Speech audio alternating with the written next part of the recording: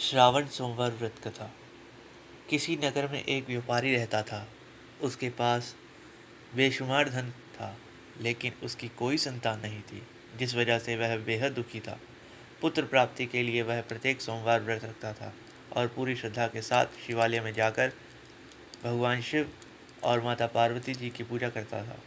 उसकी भक्ति देखकर माँ पार्वती प्रसन्न हो गई और भगवान शिव से उस साहूकार की मनोकामना पूर्ण करने का निवेदन करने लगी।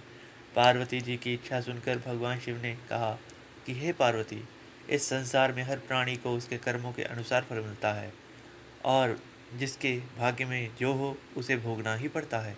लेकिन पार्वती जी ने साहूकार की भक्ति का मान रखने के लिए उसकी मनोकामना पूर्ण करने की इच्छा जताई। माता पार्वती के आग्रह पर शिवजी ने साहूकार को पुत्र प्राप्ति का वरदान दे दिया, लेकिन साथ ही यह भी कहा कि उसके बालक की आयु केवल 12 वर्ष होगी। माता पार्वती और भगवान शिव की इस बातचीत को साहूकार सुन रहा था। उसे ना तो इस बात की खुशी थी और ना ही गम। वह पहले की भांति शिवजी की पूजा करता रहा। कुछ समय उपरांत साहूकार के घर एक पुत्र का जन्म हुआ।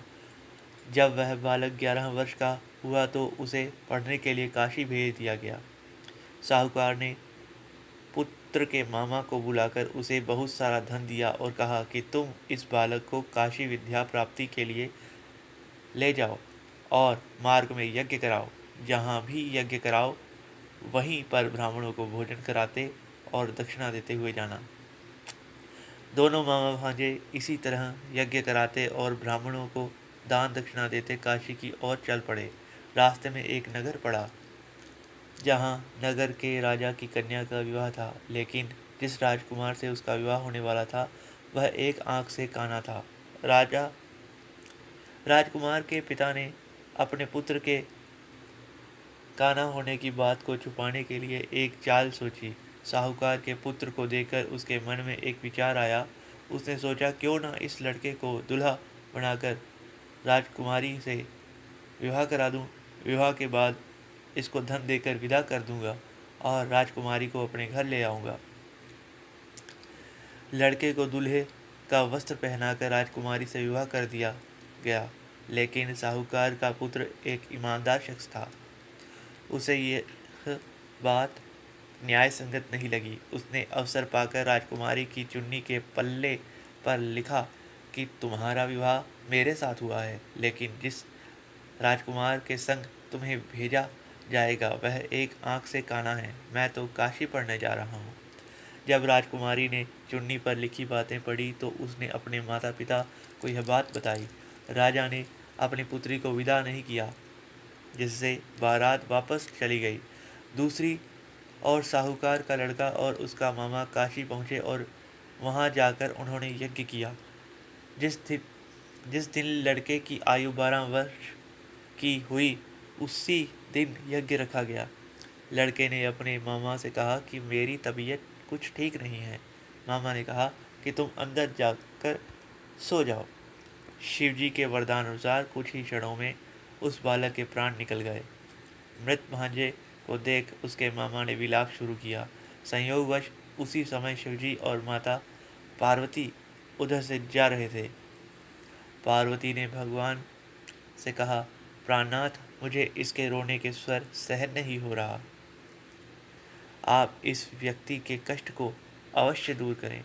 जब शिवजी मृतक बालक के समीप गए तो वह बोले कि यह उसी साहूकार का पुत्र है जिसे मैंने 12 वर्ष की आयु का वरदान दिया था। अब इसकी आयु पूरी हो चुकी है। लेकिन मातृभाव से विभोर माता पार्वती ने कहा कि हे महादेव, आप इस बालक को और आयु देने की कृपा करें, अन्यथा इसके वियोग में इसके माता पिता भी तड़प तड़प कर मर जाएंगे। माता पार्वती के आग्रह पर भगवान शिव ने उस लड़के को जीवित होने का वरदान दिया। शिव जी की कृपा से वह लड़का जीवित हो गया। शिक्षा प्राप्ति के समापन के बाद लड़का मामा के साथ अपने नगर की ओर चल दिया। दोनों चलते हुए उसी नगर में पहुंचे जहां उसका विवाह हुआ था। उस नगर में भी उन्होंने यज्ञ का आयोजन किया। उस लड़के के ससुर ने उसे पहचान लिया और महल में ले जाकर उसकी अवभगत की और अपनी पुत्री को विदा किया। इधर भूखे प्यासे रहकर साहूकार और उसकी पत्नी बेटे की प्रतीक्षा कर रहे थे।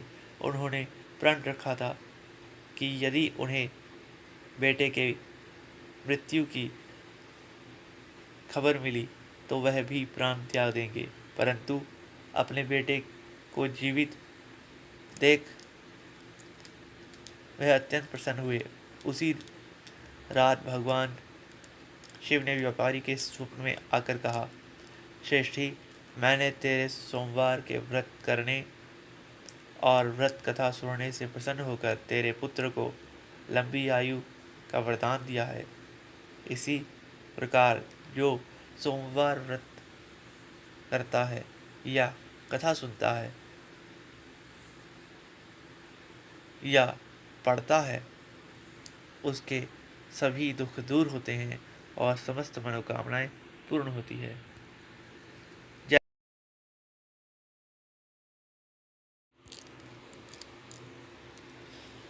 श्रावण सोमवार व्रत कथा। किसी नगर में